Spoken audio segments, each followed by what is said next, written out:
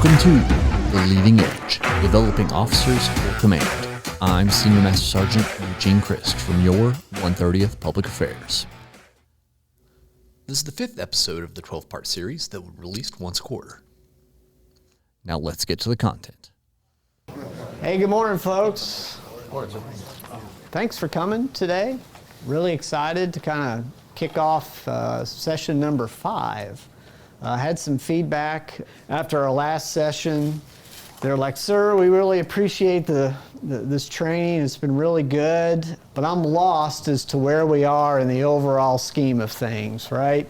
You know, how many have we done so far? How many do we have coming up? So if you wouldn't mind, Ryan, just kind of like to review kind of where we're at. This is session number 5, focusing on empowerment. Overall, there's 12 blocks in the program. It is spread out over 3 years. Again, this is a deliberate thing where we try to give you these topics in small chunks rather than getting you all together for like a week-long period and making you drink from a fire hose and then turn around and promptly forget it 2 months later, right? So the intent is to deliver you this content kind of piece by piece, a little bit over time, give you time to digest it, maybe opportunities to apply some of the things that you've learned, and hopefully it builds upon itself and leads to a more lasting impact on you. That's my goal. So there's a little bit of experimentation with this, but nevertheless, we're at session 5 here. Obviously, we haven't met since June. We had a little bit of a kind of time off when it came to doing these. Again, that was by design with our readiness exercise validation there at Gulfport in September. We needed to focus on that. Thus, I had a little bit of a break in the schedule. But we get back after it now with this session, which will be led for us by Lieutenant Colonel Ryan Harrah. Ryan is a graduated commander, former commander of the Security Forces Squadron here. He did an excellent job, not just in that role, but as the Wing Executive Officer, he's earned the nickname of Air Force Jesus by the level of work that he did. We give him a hard time about that, but if you literally go upstairs in Major Chard's office and walk in her door and turn around and look above her doorway, you'll see a picture of Lieutenant Colonel Harrah as she uses him as her inspiration of the heights that she intends to reach now as our current Wing Executive Officer. He currently serves as our MXG Deputy, but he was previously our Mission Support Group Deputy as well. He has a wealth of experience in command and leadership. He's also served for a period of time in state headquarters, has a lot of deployed experience doing some pretty unique things there in the deployed environment, especially when it comes to VIP protection details, and I think you'll learn a lot from him. So thank you, Ryan, for taking on this particular task for us today. So empowering others. Why is this important? As commanders, there is an expectation that commanders will make decisions, and that is true. Decision making is an important skill for a commander to have. Equally important is knowing when you need to make a decision and when you don't. There can be a trap as a commander when it comes to decisions that are brought to you of making all of them. It's very easy to do. Your folks will bring you things, and they'll bring you things day in and day out, and you will be confronted with, almost tempted to essentially easily deliver an answer. Because based upon your experience, based upon the knowledge that you have, the things that you've done throughout your career, it's easy for you to just say, this is what we need to do. And they will be perfectly happy with that. They will go on, they'll carry out the decision that you've made, and life will continue. But I'm here to tell you, it's a bit of a trap. In order to foster growth in others, you have to empower them to make decisions. You have to empower them to fail at times. You have to be willing to run the risk of them failing in order for them to learn a lesson that will be much more impactful than you just telling them how to do something. As a leader, you have to know when it might be best to empower them to make that decision versus making it yourself. There's a very fine line that's there. But I'll give you a little bit of a story, a little bit of an illustration.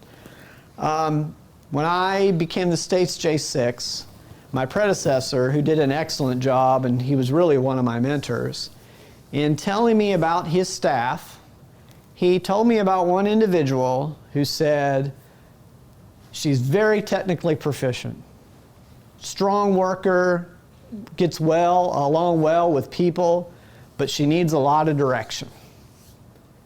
Sir, what do you mean by that? Well, she will come to you every week, she'll ask for a meeting, she'll bring you a lot of things, and you'll have to give her a lot of direction.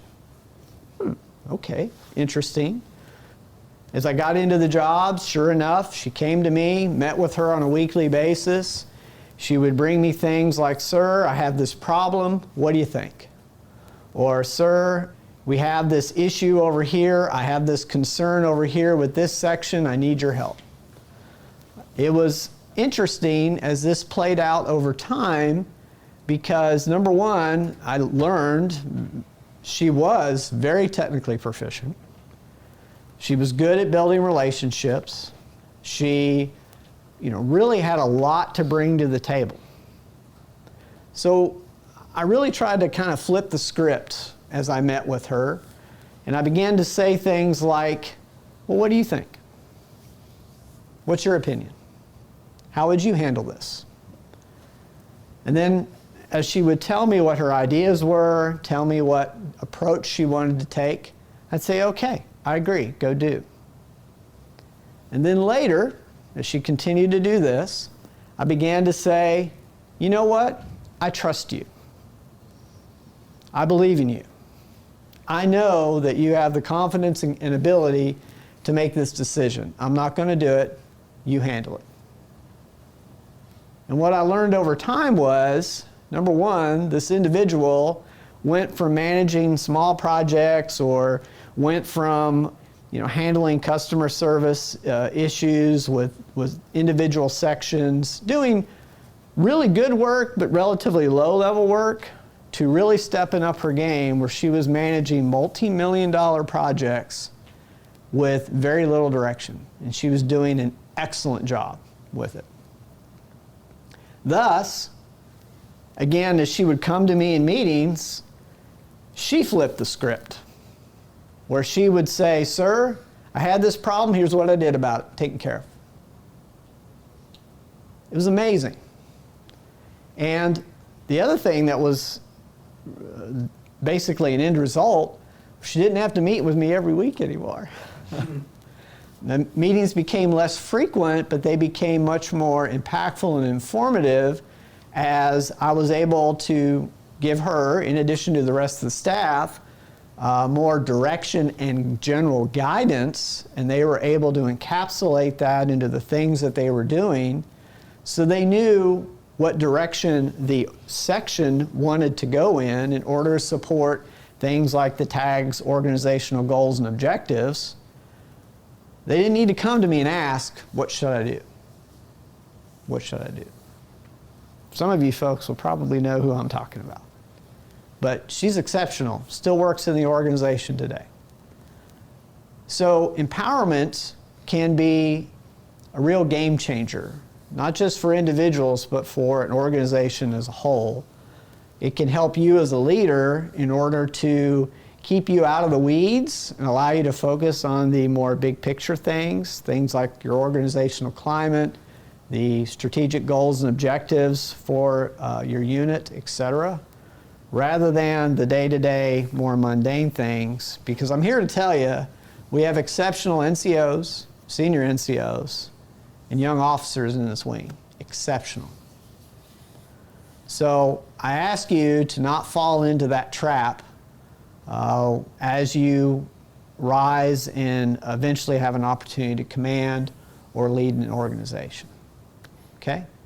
So with that little story, I'd like to turn things over to Lieutenant Colonel Harrah, who will talk a little bit more about developing followers into leaders. Ryan? Thank you, sir. Yep. Good morning, everyone. Colonel, it's funny, we actually did not pre-coordinate this, but he could not have teed this up any better for me. Everything he just said, we're going to dive a little bit more into. I'll give you some good examples. We'll go from there. Want to commend Colonel for the effort and what we're doing with this whole initiative. When I was at your point, especially when I was a new lieutenant, I mean, Colonel will tell you, force development was barely even whispered. And if it was spoken of, there were no actual formal attempts to provide training, to provide things like this. We've come a long way. So you all are getting this at this point in your career. It will give you a huge leg up. Now, the unfortunate side of that is it's also going to make it much more competitive for you. But that's a good problem to have, right? All right. So been talking a little bit about empowerment. We'll dive into that here in a second. I do want to back up. I've been listening to the podcasts come out of this. I've been listening to all the previous ones. The last one with Colonel Kincaid was great. A lot of great points. If I could, I just want to add a couple of things, a couple of recommendations for you all, especially with the joint piece. There are a couple of intermediate courses out there at Maxwell. So one of them is the JTF Staff Basic course. Highly recommend if you ever get a chance to go to that. Anyone can put in for it. Typically it's unit funded, but if you catch them right, sometimes they will actually do school funded for it. But it will teach you the basics of working in that joint environment, the joint planning process. It gives you really kind of a basic breakdown of what the functions are. What's the three, what's current ops versus FU ops. So highly recommend that one. The other one, and Major Dyer is going to appreciate me telling you this one, QUIPIC. It's called the Contingency Wartime Planning Course, and it's also considered an intermediate level course. Highly recommend that one if you ever get a chance. And these are ones you can use your AT and sign up and go, as long as you have your boss's permission. All right, so a couple of ground rules when we get into this. So one, love interaction. If you all have stories, all of you have different experiences already with empowerment. Would love to hear them, so please, raise your hand, chime in, add to the class. And then the second, we're going to throw some challenges up here. So does everybody have cell phones with them? All right. So I actually like that you have your phone in here. This isn't one of those where you got to put it out in the hallway. At different intervals here, I'm going to put up a challenge on there. I would love for you to either take a note about it, take a screenshot of it, or if not, at the end, I can make this available to you as well. But take those challenges back with you. Kind of make like a little checklist for yourself. Try to work through all of them at some point. And if at certain intervals in your career, bring it back out of the drawer and try working through them again. I think you'll find it beneficial. The thing about empowering others is it takes deliberate action to do this. I mean, the colonel was talking about, he had to do deliberate things in working with that person to empower them. So you've got to make a conscious effort to do it. All right, and then lastly, I've got a promise for you. Everyone in this room will learn something new today, or I will buy lunch for every single one of you. And last count I had 26 people in here, including the colonel, and I'll buy his lunch too. So at the end, I'm going to ask you that question if there's something you did not learn today, but I promise you will have learned something. All right. So I'm going to start out. I want to talk just a little bit about my experiences with empowerment at different levels. And I do this not to show you really with my background, but I want to talk about like the different experiences I had and kind of how that helped shape me. And these are all things that I carry forward with me. All right, so prior enlisted security forces, I did different things there. Started fire team leader, moved up squad leader, got into Stand Eval, worked in the Raven program, did a Kuwait deployment. That deployment was probably one of the pivotal moments for me why I decided I wanted to become an officer. I'd had a lot of good experiences through security forces. That deployment, although it was a good experience overall, I had some bad experiences there that taught me, and it was like that moment of, okay, if I'm going to stay in, I will not put myself back in a situation like this where I can't help others or I can't make things better, right? So that was a pivotal moment. When I got commissioned, went into force support. You can see there, it had other little experience thrown in. I got to work in the JOC for a little while, which was great. Colonel Kincaid talked about that. If you ever get the opportunity to work down in that environment, highly recommend it. Got to go out and work as an LNO. I worked as an LNO trainer as well.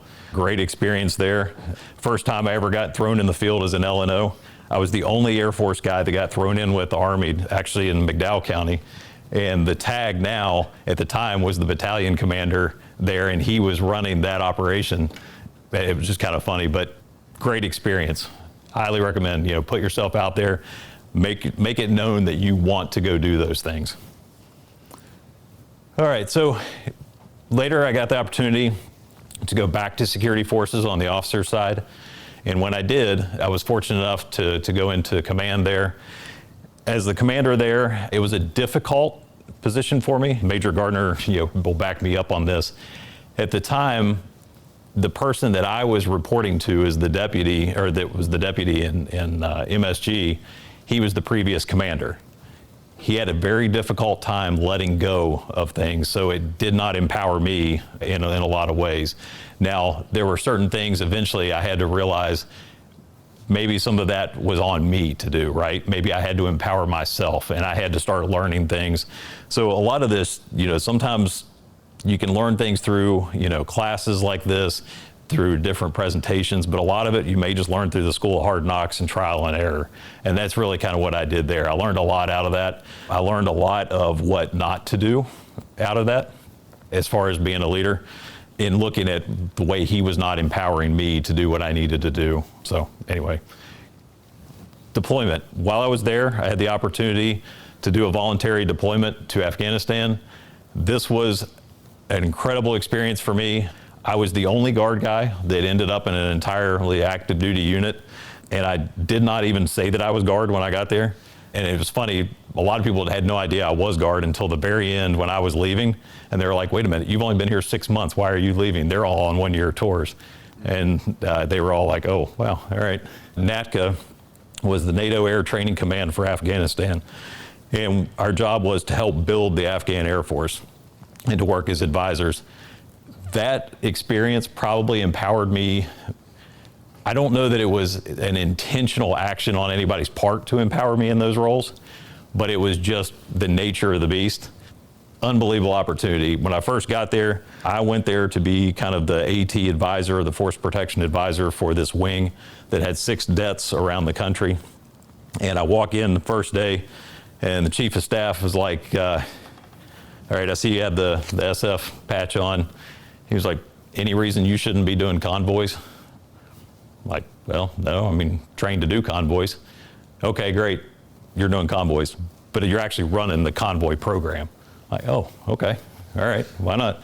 And then the next question was, any reason you can't go fly and do stuff in your off time? I'm like, well, no. Don't see why not. So anyway, ended up doing Guardian Angel Overwatch flights. So in the evenings and at nighttime when I was off work, I would go fly on the Afghan helicopters, Afghan planes. Great experience, but all of those experiences I had there, almost no one was ever giving me instruction on what to do, ever. I got intent probably that first day, and I'm not sure I really got any other intent or instruction after that. So it was great. I just kind of ran with it, did my thing. Made some mistakes, but I also learned a whole lot through the process. All right, wing executive officer, the colonel was telling you about this and the joke, thanks to Dustin Redmond on the Air Force Jesus comment. Yeah, don't ever let Redmond find a way to push a button. So as the executive officer, I don't entirely give myself all the credit there. A lot of it, when you get into some positions, some of it's just the situation at the time, right? So when I was the executive officer, we had a full-time wing commander. We did not have a full-time vice. We did not have a full-time command chief. It was literally the wing commander, myself, and the admin assistant, and we were the only 3 in the office. So there were a lot of things at the time that I just had to step up and do, and that I was empowered to do by Colonel Ryan. But they wouldn't have been my job or my responsibility otherwise. Now, was that a great opportunity for me? Oh, absolutely. Great opportunity. I was getting to do things, act more or less as a chief of staff for the wing staff. It was a phenomenal opportunity for me. Now, the downside to that, and I'll talk about it here a little bit further, I made some mistakes in that, and I didn't even see some of it until I left the role, but I'll talk about those here in a bit. After I left there, I went back as a DSG. One of those weird guys that was DSG, full-time back DSG. Can't make my mind up, right? So I was the 857 Deputy Director for State Headquarters. While I was there, stepped outside the comfort zone. Somebody asked me if I was willing to go do an MPA tour, and stepped out of that comfort zone and jumped on it, went and worked at Numbered Air Force and the headquarters staff at 9th Air Force. Great opportunity there. On that one, great round of empowerment. I was basically handed, a program, handed a class, and just said, here's the intent of what we need to do, run with it. Great opportunity. I'll talk a little bit more about it. After that, the director retired. I stepped into the director role for 857, did that for a little bit longer. I joked that I got paroled from headquarters, came back to the wing, come back a little bit closer to the operational mission. Went as the deputy commander for MSG. And while I was there, I actually went back out on another MPA tour and worked for another Number Air Force headquarters staff at 15th Air Force. This one, completely different from the first round. When I did the 9th Air Force, a lot of empowerment, I went to 15th Air Force, complete different, was not empowered to do it, was micromanaged at every level. So, again, you learn from the good and the bad there. All right, and then currently working as deputy commander for maintenance and working as a unit conversion officer. The unit conversion officer piece, a lot of empowerment there. Colonel Chard, Colonel Priest gave me the intent, gave me the commander's priorities. Worked with Colonel Shy. He was the primary, I was the alternate, and we just ran with it. We knew what we had to do. We figured it out as we went, but we were given that freedom to do so. All right, so empowering others, another term for it is intent-based leadership. Again, you keep hearing that word intent. All right, so I'm going to read this piece. Workplace where everyone engages and contributes their full intellectual capacity. A place where people are healthier and happier because they have more control over their work. And then the last line, here's the key, a place where everyone is a leader. And I'll talk more about that, but really what it comes down to is not just being a leader, but everyone thinking for themselves. Everyone's fully intellectually engaged in the organization and what's going on. See a quote there at the bottom? If you want your people to think, don't give instructions, give intent. And you'll see the person that gave that is L. David Marquette. Has anyone heard of him? Oh, awesome. You don't count, Kurt. I can't use you. Sorry. All right. Okay, so L. David Marquette wrote a book called Turn the Ship Around. If you've never read this, highly recommend it. It's also out on audiobook, great way to get it in. He also has some other great resources out there. You'll see he's got these things on YouTube called Leadership Nudges. They're pretty entertaining. The last one there, the YouTube link, and again, I can make all this available to you later, but the YouTube link really it's like a 9-minute video, and it breaks down kind of the premise behind Turn the Ship Around. So that's a good one. And then you can see there, he's done a TED Talk for the Air Force. But he actually got out of the Navy, and I'll talk a little bit more about what he did. But when he got out of the Navy, he actually works with civilian companies in the private sector now to basically use the same thing. Because what we're talking about today carries across all organizations, military, civilian, it does not matter. So if you're a DSG, this will carry over into anything you do. All right, so USS Santa Fe. Has anybody heard of the sub? All right, so Captain Marquette kind of framed this so you have an idea what he walked into. He was one of the Navy considered him one of their best submarine officers, submarine officers, however you want to say it. He was a Naval Academy grad, always had high marks on everything. He had spent over a year training for his first command to be the captain of a sub. I mean, he trained and studied the sub. He knew all the systems of it. He knew everything about it. I mean, down to a T. Anything about the sub, he knew. So right before he's going to take command of this sub and step foot on the ship, he and his wife go on a cruise. He gets a phone call on the cruise, and the phone call is, "Hey, you're not going to the ship you were planning to. You're going to the Santa Fe." And he's like, "Wait, hold on, wait a minute. The Santa Fe is an entirely different class of submarine. It's an entirely different crew. I mean, it was like you spent all your career planning for something, and all of a sudden you're here, and you got to figure it out really quick. He had 6 months to get this sub fully mission capable and underway to meet their mission timeline. So I want to bring up, let me flip here a second. It's pretty impressive what they were able to do. Hold on. Yep, lost my notes here. One element too, hopefully you hit this part. The Santa Fe was considered the worst ship in the Navy. Yes, sir. Just getting ready to hit that. So they were literally the worst ship in the Navy, and he knew that going in. So I mean, can you imagine that stress getting added to your plate? Not only do I have to get this thing ready to go in 6 months underway, but I've got to bring it from the worst to getting underway to meet a mission. All right, so he and the crew, he made this switch, and in his mind, it was like, okay, I don't know the systems, so I'm not going to focus on that. And it forced him to probably, and he said later, it forced him to make a mindset change himself, which then obviously drove the mindset change for the entire sub was, I'm not going to focus on the systems, I'm going to focus on what I can help, and that's empowering others to do better with it. This sub, and what they did, they went from the worst to the #1 in Navy retention and ratings, and they had a highly disproportionate number of officers that were later promoted to leadership positions. Out of this sub, they had 10 subsequent nuclear submarine captains, and they had 6 major commanders, which the Navy considers a major commander someone above the captain of a ship level. So that, I mean, that's pretty impressive. So it obviously shows you, the groundwork he laid, what were the results later? And that's what we're really going to get into here shortly. So how did they do it? Emphasis on they.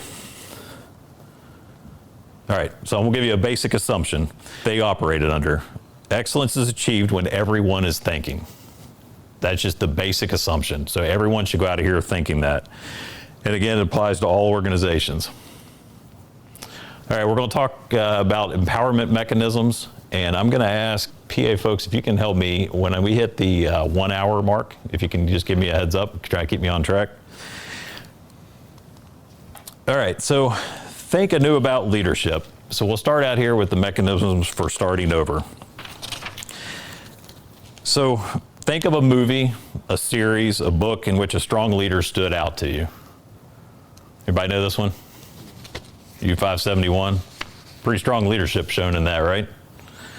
All right, now think of a real-life strong leader who stood out to you. Anybody know this guy? Call it out. Teddy Roosevelt. There you go. All right, and then lastly, think of a not-so-great leader. Everybody have one in mind? I don't want to give you this one before you have your own in mind. All right, so obviously frustrations and bad leaders you've experienced will be invaluable to you as a leader. I mean, I've probably taken some of those experiences with me and remembered more about them, and it's helped shape things for me far beyond when it happened. So an example, I want to talk about a lot of times with bad leaders, it's literally just the language. It's the way you interact with people, the way you speak to people. It may not even be intentional, but it's the way it comes across. We'll give you an example. When I was young airman, security forces, back from tech school, I mean, I was all fired up, pumped up, like, I'm a security forces defender. I'm excited. I come in, I'm working on orders, basically doing OJT. And I won't use names, but I bet you anything, Major Gardner's going to smile because he's going to figure this out pretty quick. So I come in, and the flight chief, we're on shift, and it's like my first shift. And he says, all right, I want you to go pick up my food. Like, what? Like, this isn't something like we're taught in tech school. This is, like actually contrary to things we're taught. He's like, I want you to go down, at the time, Rallies was down near the Capitol. He was like, go down to Rallies, pick up food for me. I'm like, okay, well, I'm pretty sure I'm not supposed to be doing this, but all right, you tell me to do it, I'm gonna do it. All right, good troop, salute and smile. And I drive down there, get his food, I come back. He goes off on me. I mean, just starts berating me, belittling me, yelling at me, and I'm like, in front of others. And I'm like, what on earth? Like, I just got your food. Well, you didn't bring any ketchup packets back. Like, you've got to be kidding me. Really? I mean, you talk about an experience that, I mean, obviously has stuck with me to this day. You take a troop that comes back, who's highly motivated, and that's what you're going to do? I mean, is that how you empower people? Not at all. I mean, that sucked the life out of me. I mean, it made me immediately start questioning, like, holy crap, did I do the right thing coming in here? It really did. So, fast forward, little tidbit, I actually later became his commander, helped him retire. You never know. Sometimes karma works out. That's a pretty good strategy. Yeah, it did. Yeah, I don't know that was the intent, or for me, but so anyway. All right. So I'll give you the first challenge here. And again, if you want to take a screenshot of it, at the end of the day, and it doesn't have to be today, any day, mentally review your conversations and meeting, look back through your sent emails. How many times did you tell someone what to do directly or indirectly? And a lot of this, you've got to really look internal as we talk about all this, because you have to be deliberate about this stuff. So this is a good example. Okay, so let's talk about think long-term, even beyond your tenure at the organization. Marquette, if you look at what he did with the sub, right? Those people didn't become commanders while he was there. Those people didn't become, higher roles outside of ship captains while he was there. He laid the groundwork for it, right? And that's where his leadership shone. So the point here is investments in people are long-term investments. Only those with long-term perspective will see the value. So if you don't have that long-term perspective, you're never going to get this, but you've got to be deliberate about it. Many of the actions I did, as Security Forces Commander, hopefully people like Major Gardner, and the Lieutenant, hopefully you all are still seeing some of those benefits. I had a conversation with Chief Miller not long ago, and there were things that I kind of did thinking, okay, I'm going to do this now. Like, I'm hoping it works out this way. I don't know. And he and I had a good conversation. He happened to be in the area one time. We had lunch, and he was talking about, he was like, some of that stuff actually kind of did work out really well later on. But again, I didn't reap the benefits of that. But hopefully, others do. So, do we reward officers and senior NCOs for what happens after they depart? And some of this is just rhetorical questions, but think about these as I ask these. I can tell from some of the expressions, no, we don't always do that. Are they rewarded for the success of their people? We typically look at people right in snapshot in time, right, where they're at, if they just came out of a role. So let's talk about that one. Ever known someone in a leadership position who you knew wanted to be missed after they left? I think we could all think of people like that. I can see all the grins and the smirks. Like, yeah, I can think of those. So why do you think it happens, and what effect do you think it has on the work environment they help create? Somebody answer that one for me. What does it create? Animosity. Yeah. So let me ask this next question, and then I'll give you an example. Have you ever seen an organization do worse immediately after the departure of a leader? What does this say about the person's leadership, and how does the organization view it? So when I came out of the wing exec role, this is one of those things when I looked back, I realized I made mistakes. I made a pretty large mistake. Now, some of it was in my control, some of it was not in my control. But what I realized was I was doing way too much. And when I left, I would see certain things that, the people that came in after would start divvying different things out, and I could see things were starting to get better or improve. They spread the work around a little bit, and I'm like, oh yeah, I got that wrong. And some of it is just that inherent nature of us, right? It was like, I want to jump in, I want to do a great job, want to do everything, and then part of it is not in your control. I mean, part of it was not in my control. I told you the scenario we had. We didn't have a full-time vice. We didn't have a full-time command chief. So there were a lot of things that I was doing that I just had no choice. I mean, there was no one else to do it. And at the time, we had a wing commander, and not good, bad, or indifferent, but his style was he wanted to be out. He wanted to be out among the people. He wanted to be out doing stuff, not necessarily in the office doing the administrative, the day-to-day operations. So anyway, just something to think about there. All right, care, but don't care. What do I mean by that? You have got to care about your people. If you are, the commander of a unit, and put them first always. Now that's difficult because here we are, we're in a room, right? We're talking, force development type stuff, how to develop ourselves. I want to do better, I want to move up the chain. So naturally, you're going to worry about bureaucratic consequences, right? But you shouldn't. You should care, but don't care about what's going to happen to you or the bureaucratic consequences of something. Some things you may have to be bold, take a risk. It may or may not work out. I'm going to give you an example here. World War II. Is anybody familiar with this? All right, so in World War II, off the coast of Taipan, in July of 1944, there were 6 ships that were basically supporting this ground invasion of Tinian. You see the ship kind of on the bottom there on the kind of the southwest corner. That was the USS Norman Scott. It was a destroyer. The other ship there is the USS Cleveland. And the captain of the Cleveland, this gentleman, his name at the time, Captain Shepard. You talk about, now this is obviously an extreme example of this, right? But I think it helps illustrate the fact that you just don't worry about it. You don't care about the consequences. You put the people first. In a matter of seconds, Japanese shore batteries opened up on the USS Norman Scott on that destroyer. They landed 6 direct hits in seconds. It literally killed, I think, 23 sailors, including the captain of the ship, and injured 57 more, which on a destroyer, that is a significant chunk of your crew. And obviously it disabled the ship. The ship could not move.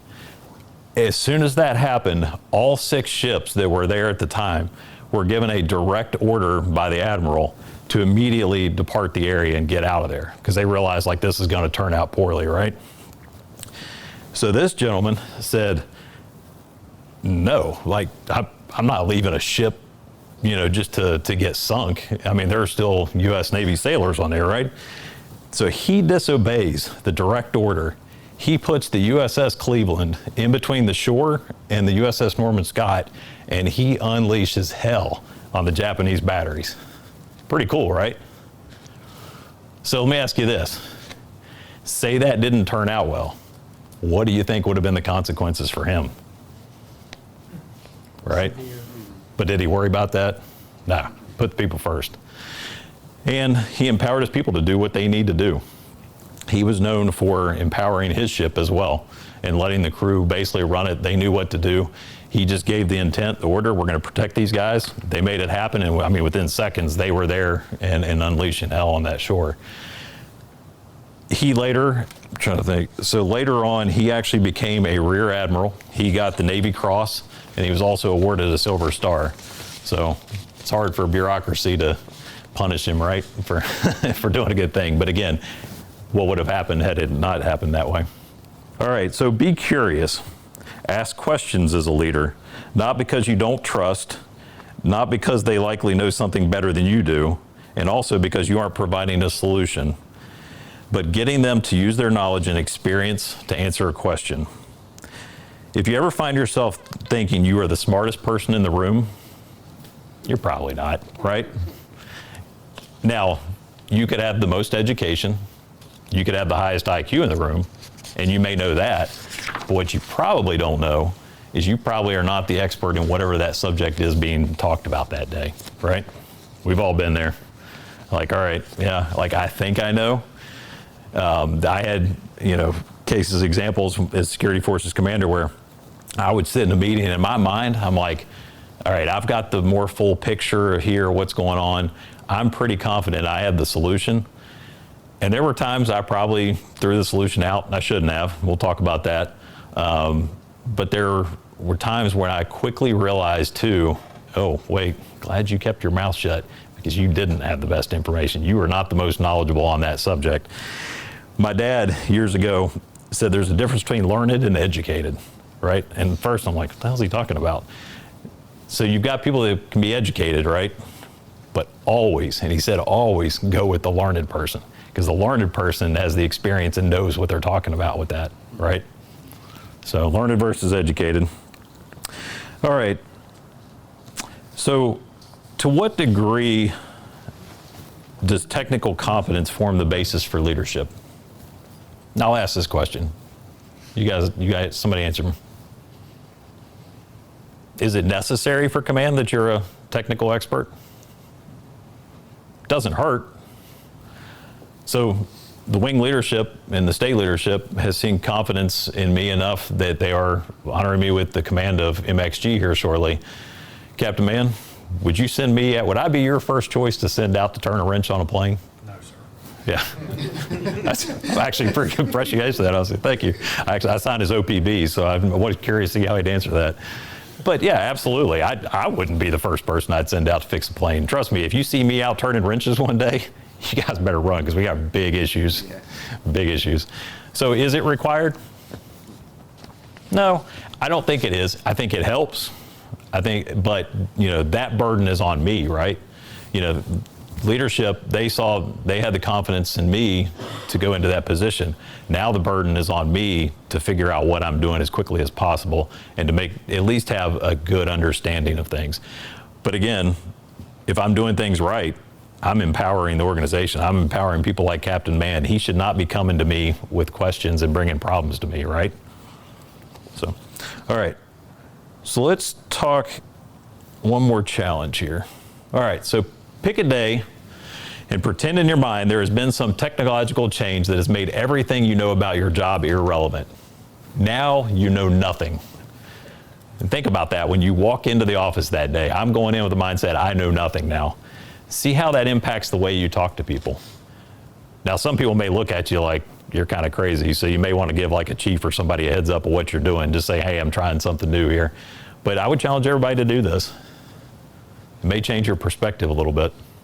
You take somebody like Captain Mann, maintenance officer. Obviously, he knows maintenance well. You know LRS well. Major Gardner knows security forces well. Try this one day. All right. Do something different. Do you know where the pain and frustration is the greatest in your organization? Something to think about. What frustrations do the bosses have with the subordinates? And then vice versa. Where are you getting information from? Are you getting it firsthand? Some good examples here. Security Forces Commander, I was required by AFI to go and do post checks and post visits, right? You guys know this well. I would intentionally find times like a holiday, an evening. And I would even do it when I knew the actual flight chief who's assigned for that flight was off that night. Because I want to go get things firsthand. I want to talk to people. I mean, one, you're doing what you're supposed to do by the AFI, but there's a lot of value in that, isn't there? A civilian example, I used to own a coffee shop. I had a manager who ran it day to day, but I would do visits regularly just to keep a pulse on things, make sure everything was okay.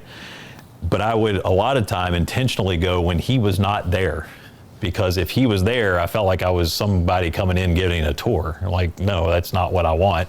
I just want to go talk to people. I want to see things. I want to see how it is. I want to catch them, not say off guard, but you know what I mean? There's a lot of value in that. Sam Walton, founder of Walmart, right? Sam Walton was notorious for showing up at 3-4 o'clock in the morning with a handful of coffee, and he would just talk to guys at the loading dock.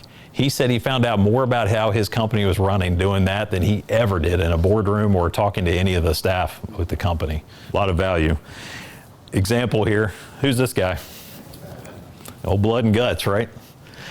There's a great story that I love from Patton in World War II.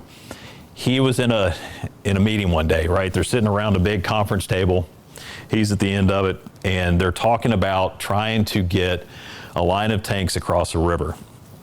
And he's saying, here's the intent, get the tanks across the river here, like somewhere, we got to get them across. And they're like, sir, it's not possible. I mean, everybody in this room, everybody at the table, all the staff are like, sir, it can't be done. We cannot get the tanks across. River's too high. And they were adamant about it. So finally, he lets it go, right? He lets the conversation keep going, and he stands up. His pants are wet to right here above his knees. And he's like, well, I can tell you it can be done because I just walked across the damn river. And he said, at that point, everybody just dead quiet. And he's like, at that point, he's like, future, follow intent, get it done. So anyway, good story there. All right, so managing people, managing change. People are naturally resistant to change, right? None of us like change. I mean, I can tell you, people in this wing, if you sit in the wrong seat in a meeting, like you just crush their whole day. Everything's off, right? You all are laughing because you have the same things, same experiences. All right, challenge. Next time you get an email from a subordinate reporting a problem without a solution, go talk to them. See if you can get them to come up with a solution, right? All right, so creating leaders, not followers. When Captain Marquette, when he was first doing his rounds on the Santa Fe, he'd take a chance to just kind of get the feel for things, right? See how things were going. He said right out of the gates, obviously he didn't know the ship, he didn't know the crew, he didn't really know the issues, so he was just trying to get a feel for things. And he said one day he stopped and he's talking to this petty officer. And he said, petty officer, like, what's your job? What do you do? Well, sir, my job's do whatever I'm told to do. And he's like, holy crap, we have got a problem. We really have a problem. And he said that stuck with him the entire time he was there, just that one statement. But I guarantee you, if you all think about it, you've got people in your units that would probably tell you the same thing. I mean, am I right or wrong? Or, yeah, it just is what it is. All right, so habits that reinforce the do as you're told approach. These things will probably sound familiar to you. Checking with the boss to get permission to go home. A lot of people still do that, right? Weekly meetings where bosses review with subordinates what they owe them. I know you all have seen that because I've seen it a whole lot myself. Conversations where subordinates say, in effect, tell me what to do. Conversations where subordinates reported problems without solutions, the implication being that the boss should then direct a solution. And the Colonel's point, they will. If you bring the problem to them, you're going to get a solution. Forms that require subordinates to get permission from bosses in order to act. We live and operate within a large bureaucracy, but do we not sometimes make that bureaucracy worse, right? I mean, you have AFIs, you have guidance, but sometimes we like to create a lot of other levels of, I don't know, ways to tie your hands, I guess I would say, but that all destroys empowerment. So a challenge. Next time an employee comes to you with, tell me what to do, ask them what they see or think. And Colonel kind of touched on a little bit of this. Maybe ask, if you were me, what would you be worried about? Can you describe the decision we need to make here? Can you describe the pros and cons of each decision? If I weren't here, what would you do? All right, it's all empowerment, but it's all thinking. Everyone should be actively thinking. All right, so achieve excellence, don't just avoid errors. We see this a lot too. Reducing errors is a byproduct, of achieving excellence, right? Shouldn't be the other way around. What do you see in terms of ways your people are trying to avoid making mistakes rather than trying to achieve excellence? Do you spend more time critiquing errors than celebrating success? Something to think about. I mean, I've been there. I've kind of been that guy at some point. I'm like, are we getting this stuff done? Are you doing what you need to do? And yeah, you're missing the whole point. How do people in your organization describe their jobs? And go ask somebody this, and see if you can answer this next question from that conversation. To what degree do they frame it as achieving greatness or avoiding mistakes? Just ask somebody. I'll kind of throw that little extra challenge in. All right, the next time a team member comes to you with an inspirational story, document it in some easy way and share it with your team. Encourage others to share their stories as well. Since I've been in maintenance, I am blown away all the time of the ingenuity of people have up there, the resourcefulness they have. I mean, the stuff they come up with, solutions to problems. I've learned really quickly up there, just keep your mouth shut, sit back and just watch the conversation, because I mean, they work solutions. It's mind-blowing, the stuff they come up with. All right, so mechanisms for control. Switching over a little bit here. Give control, don't take control. Invite people up that ladder of leadership, right? Marquette was famous in all of his stuff for talking about a ladder of leadership. And it's basically just helping bring people up the ladder in thinking, in involvement, in trying to find that solution. Push authority to information, not information to authority. Simple. Giving people more authority, we create more leaders. Challenge. The next time you're supposed to lead a meeting, don't go. And I know you all are like, oh, that's uncomfortable. Delegate it to your team. Tell them what you, or what happened afterward.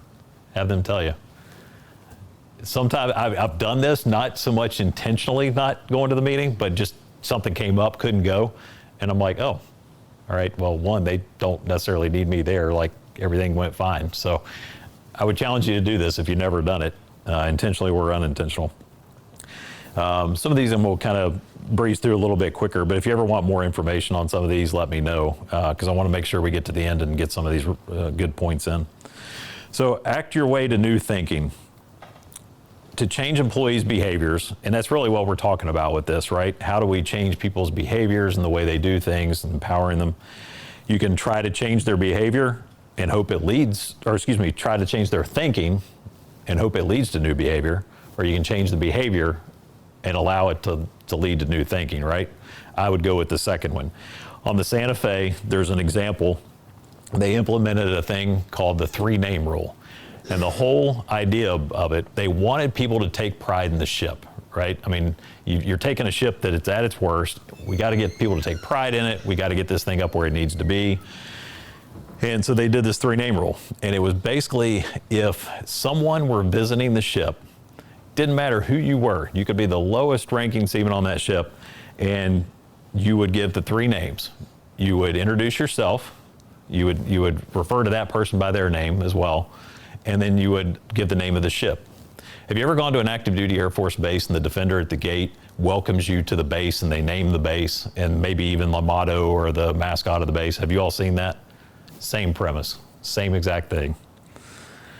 All right, so challenge. Next time you talk to your boss about a problem, bring a solution. Doesn't have to be the correct one.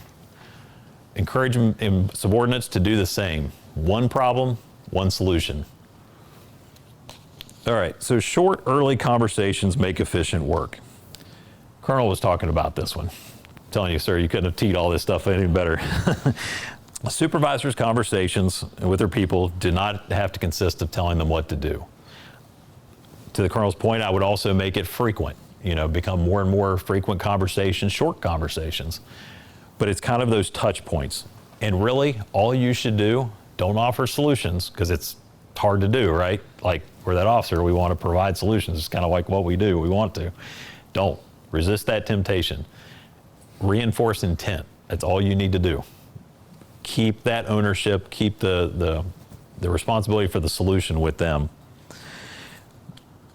One note I saw, and I was reading something, it said 30 seconds can save hours of wasted time.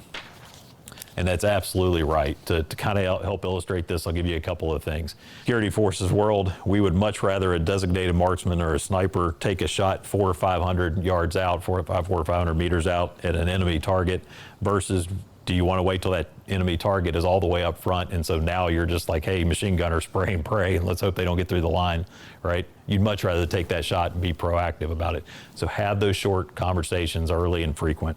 In the Navy, they use the term, would you rather use a little rudder now, far away from the rocks, or do you want to use a whole lot of rudder, right up close to the rocks?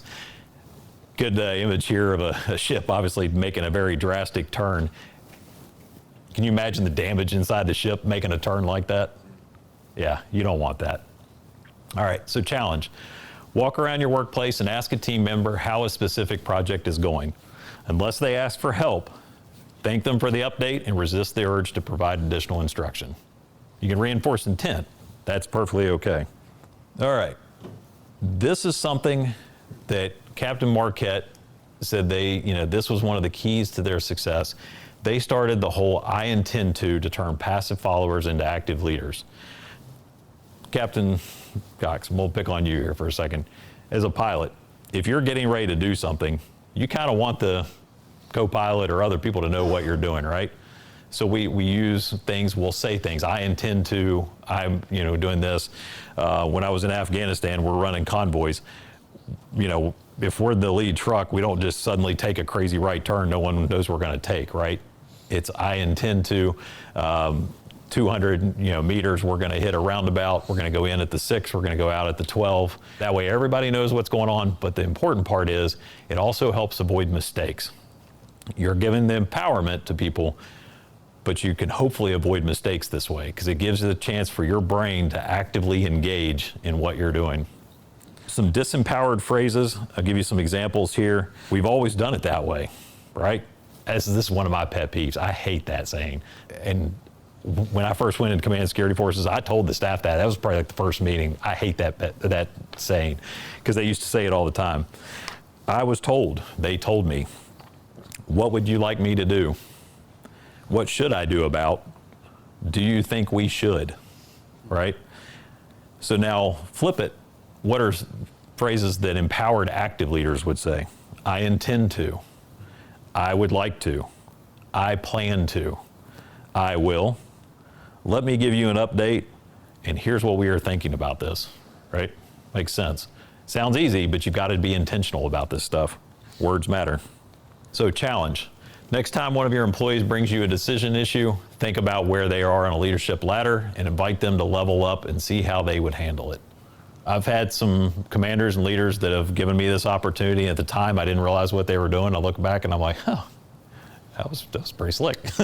Like I get what they were doing, but it was great for me. Great learning opportunity and great empowerment. All right, so resist the urge to provide solutions.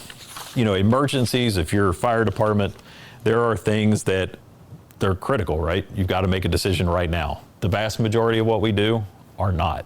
Things are not that critical. So avoid the temptation. Sometimes, if you're the first to offer a solution, it will become the solution, right? So Colonel, kind of alluded to this. If you're sitting around that table, and we've all seen this, somebody will bring up a problem directly to the boss in the meeting. There was no conversation about it. If you bring it up to them, a lot of times there are a lot of commanders and bosses on this base that will immediately grab it, give you a solution, and now that is the solution. Everybody go do, right? It's not good. And that's not the way we should operate. So avoid that temptation. It's especially true as a senior leader once you get to certain ranks, especially general officers.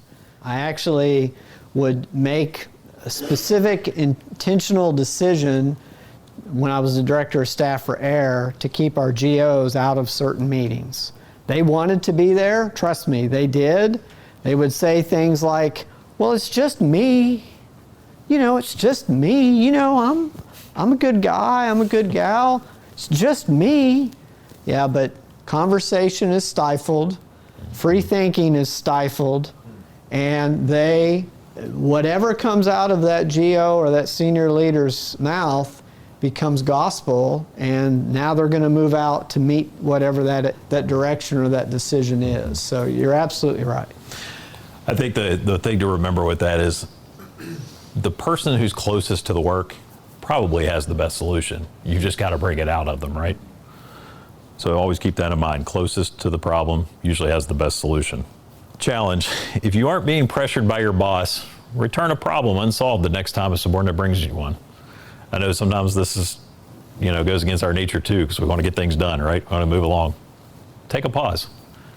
Return it. All right, eliminate top-down monitoring systems. This one's going to make you guys uncomfortable. I can already tell, because there are times for me I struggled with this too, and I'll tell you. So supervisors frequently bemoan the lack of ownership, right? You hear that a lot. Like they're just not taking ownership in this. They fail to realize that taking actions daily, that your actions doing this, you're poaching on their ownership by trying to track, remember the whole thing of what they owe me and what they should be doing. That's what we're talking about. So top-down monitoring systems are good at destroying a sense of ownership. Does your unit have any top-down monitoring systems like these? And keep in mind, we're not talking about data collection or measuring processes, right? Those have their own thing. That's not what we're talking about. We're talking about mechanisms used by senior personnel to determine what junior personnel should be doing and hold them accountable, right? They're getting paid to do a job. Why should you spend your time and effort tracking what they should be doing? That's not what you're getting paid to do, right? I mean, this is an uncomfortable one. Again, it's hard to let go. Sometimes it's hard to let that control go because you want to make sure things are getting done. So really what it comes down to, department heads should own and manage what they're working on. In maintenance, if avionics has a list of stuff they have to get done, the head of the supervisor in avionics should be the one tracking that. Should a squadron commander and for maintenance squadron be tracking it? Should I be tracking it at the group level? Absolutely not. So here's the uncomfortable part. You guys are gonna like this one. Yep. Sorry, flip my notes here. Throw away the list you are keeping that tracks what one of your subordinates should be doing. It's hard to let go on this one, isn't it? Let them know you tossed it, but also let them know that they are totally responsible for figuring out what their job is and then doing it. Do you have people like this? Does anybody have somebody like this where you feel like you've got to keep that control on, keep that hand on them? Try this. It's uncomfortable, and they may make mistakes, and that's okay. All right, think out loud. Simply put, teaching people to think out loud helps avoid silent assumptions, adds transparency, and builds trust, right? Challenge here. At a meeting, practice thinking out loud by telling your team your hidden assumption, fears, and worries about the project. Be vulnerable, but the key is you're setting the example. Try this. All right, take deliberate action. We engage our minds, we perform with better results. But again, we talk about the whole intend to. You're taking deliberate action. They run that convoy. Hey, I intend to, go into this roundabout. We're going to come out on the 6 o'clock. You've got to but take deliberate action. This was a big thing on the Santa Fe that Captain Marquette talks about in his book. Very interesting. We learn everywhere all the time. And I'm going to give you a challenge here. Next time you have an onerous, tedious task, ask yourself what you can learn from doing it. As a boss, the next time an employee comes to you to report a problem, ask them what did they learn. Sounds pretty fundamental, but try it. Try it one time. Don't brief, certify. So we see this all the time in the military and the nature of what we do. We brief, right? So what do I mean by certify? So I'll give you an example. Captain Man, tell you recently, aircraft 17, right? Aircraft 17 had a hard landing, almost a year and a half that this aircraft sat on the ground. Well, when an aircraft sits, can you imagine not driving your car for a year and a half? There's going to be some problems when you go to start it up. Now take an aircraft with a lot of advanced parts, pieces, a lot of machinery, a lot of electronic systems, have it sit for a year. In order to get it back up, we have it kind of towards the end. All the maintenance happens, but at the end, I watched a process that nails this. And what it does is it puts ownership back on the group to figure out the solutions and to present the plan, right, for certification. You're not just briefing to get an answer. What you're doing is, for aircraft 17, the example was, we sat in this room. Every function in maintenance was in there. I just sat as a fly on the wall. Unbelievably impressed. And when I read this, I'm like, holy smokes, that's exactly what we were doing. Every function in there, and Jeff, am I wrong? Every function in there went around and said, okay, here's the plan of what we plan to do to get this ready for the aircraft to get certified to be airworthy again. Here's what we plan to do in our section. Here's what we plan to do. Is the timeline working, right? They talk about it. And then at the very end, it comes to Colonel Cox. He asks a question or two, but he basically says, go do. Great plan. And then that was essentially what it was. Like I said, it didn't register with me at the time what we were doing, but that's what this was. All right, continue and consistently repeat the message. This is a frustration you will always have in command or any leadership position. You feel like, man, I'm communicating, I'm pushing this stuff out, I'm sending it, written, I'm talking about it, but then people still don't hear something or don't get something. And if you're going to be empowering others and switching to intent-based leadership, you've got to start from the bottom, and you have got to continually make an effort to do this stuff. Push the message. I'm sure colonel in the back will tell you, there's probably lots of times you all get frustrated at the wing level about this. I mean, and to your all's credit, they do a phenomenal job of pushing information out. You know, if you talk about like podcasts for this, the drop podcast, talking about, priorities going into drill. I listen to those coming in every drill.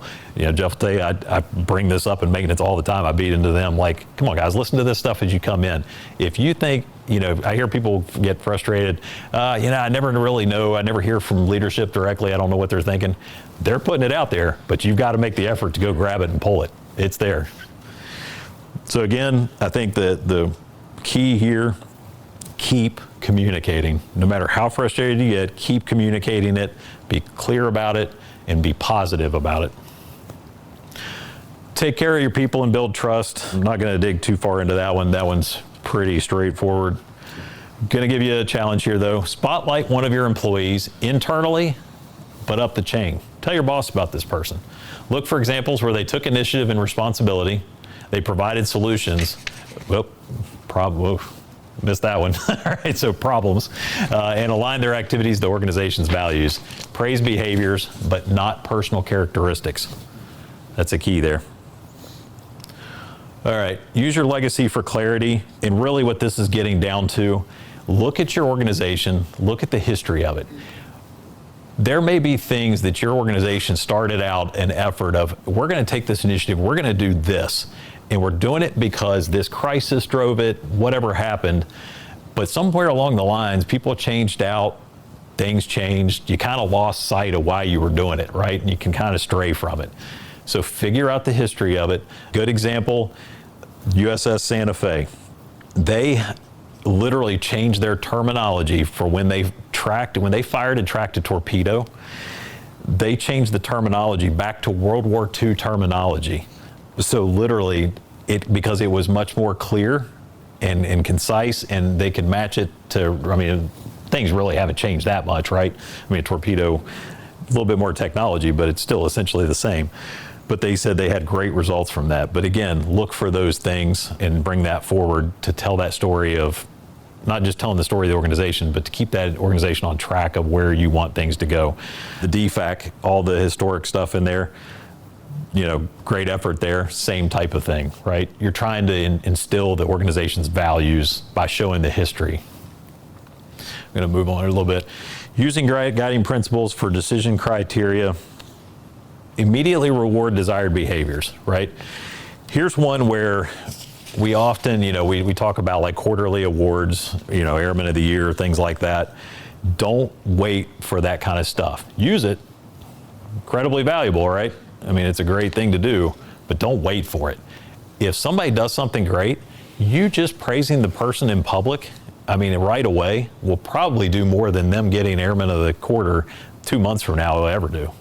So think about that. Challenge. Next time someone does something that is reward worthy, recognize them publicly right away. This is an easy one. Everybody should be able to do this. Begin with the end in mind. Right? You guys are going to see this, and this one should hit home for the military, right? Joint planning process. We always start with the ends, and then we figure out how we need to get there. Anybody heard of Stephen Covey, 7 Habits of Highly Effective People? This comes directly from that. And again, it's just where we need to be. We're going to plan against it. Security forces, if we were developing a mission and an op-ord of how we're going to make it happen, we would always start with what's the desired end state? What do we need to do? What needs to happen? On a micro level, I do this when I take a flight somewhere. If I'm flying somewhere, I look at the time I need to get on that plane, and then I start backwards planning. Okay, well then I need to be at the seat in the waiting area by this time, and and I go all the way through. That's a good example of it. All right, encourage a questioning attitude over blind obedience. This one is sometimes difficult for us and goes against our nature in the military, doesn't it?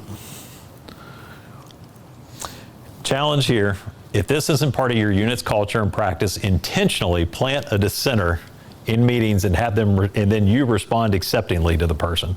And soon behavior will be changed. You're just setting an example for it, right? You're not fooling anybody, you're just setting an example. But make it honest. Make it about what's really going on, but have that person intentionally push back and offer a different opinion. And again, the hope here is mistakes will be avoided or at least reduced. Final mechanism.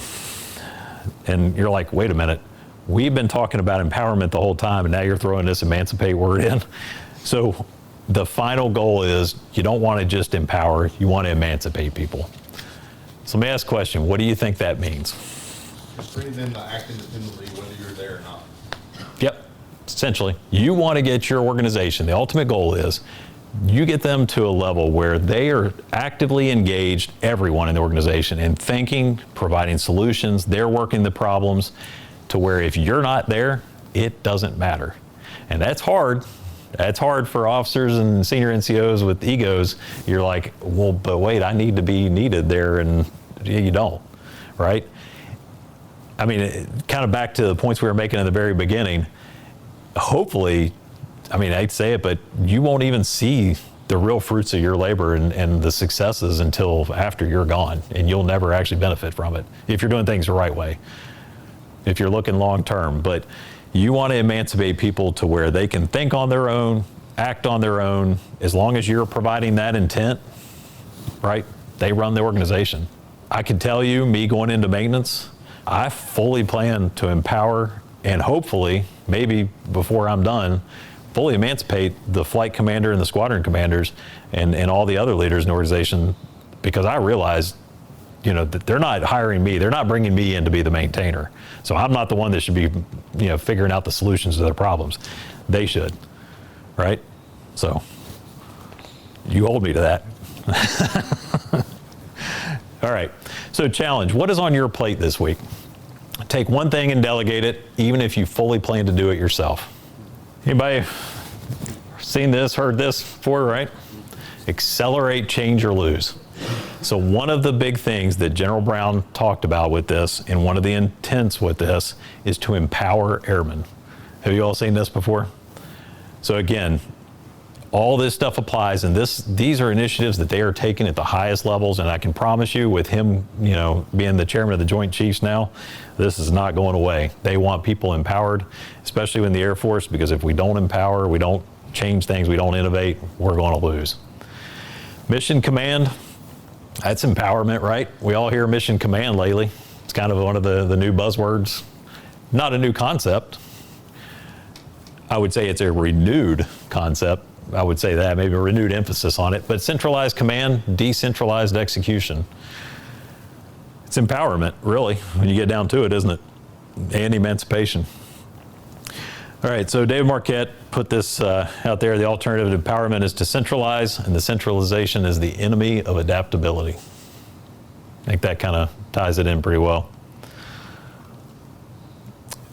So let me ask you this question, and I'm looking for answers here. Do you all think a lack of empowerment is a major weakness of our enemies? What about with these guys? It's a huge problem for them.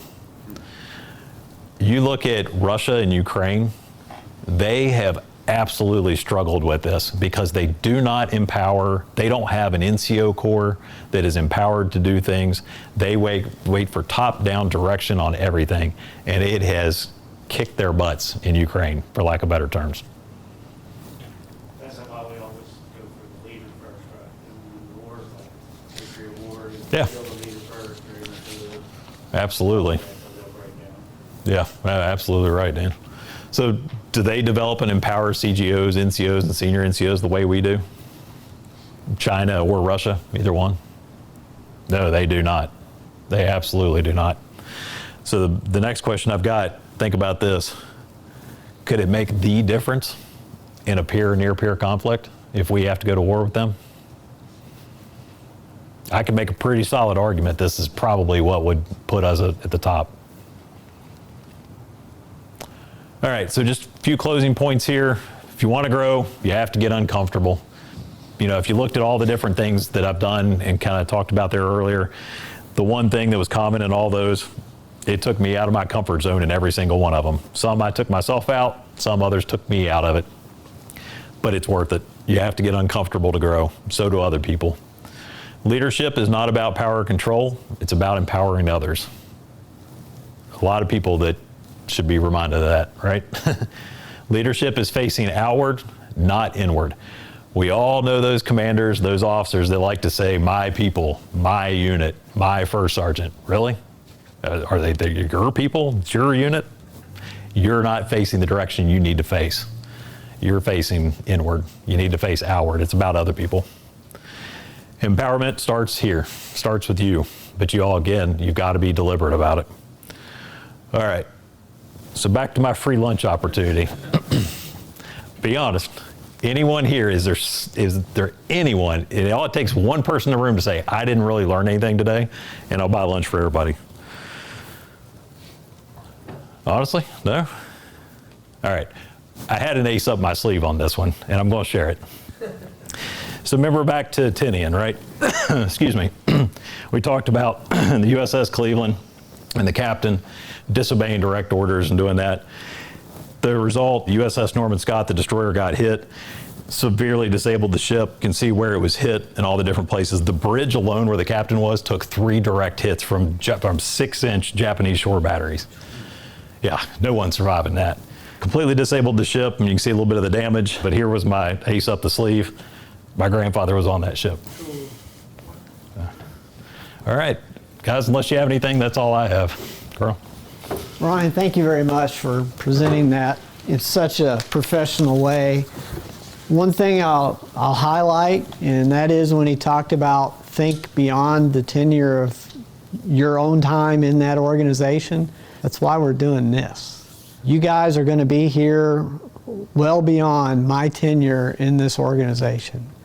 There are future squadron commanders, future group commanders, a future Vice Wing Commander, perhaps a future Wing Commander, and perhaps future general officers in this room right now.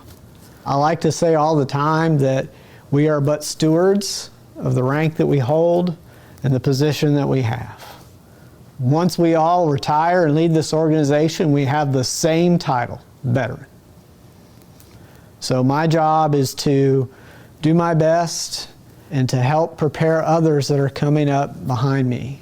Hence, I must think beyond my own tenure in this organization, and that is the very core reason why we're here doing this right now. Because fundamentally, people didn't do it for us to help prepare us for that next step, and I want to help prepare you because you deserve it.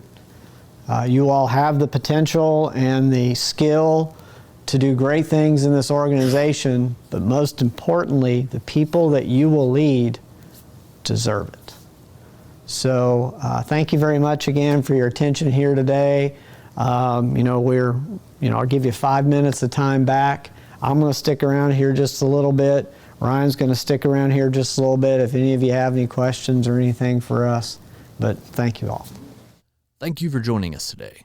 For more information about the 130th Airlift Wing, you can find us online at www.130aw.ang.af.mil. If you have questions about this program or the 130th, you can contact us by email at 130.aw.public.affairs@us.af.mil.